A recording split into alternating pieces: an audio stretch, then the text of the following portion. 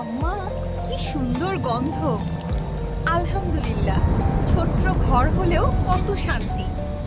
মা, মনে রেখো, শান্তি বড় ঘরে নয়, আল্লাহর বরকতে। আব্বু এখনো ফিরলো না। আল্লাহ তাকে হেফাজত করুন। দোয়া করো বাবা।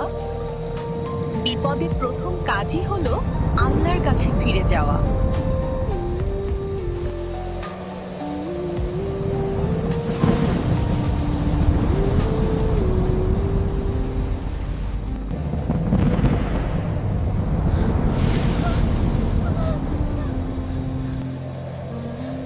আম্মা, বিবি, সালমা খালার ঘরে তো কোনো আলো নেই।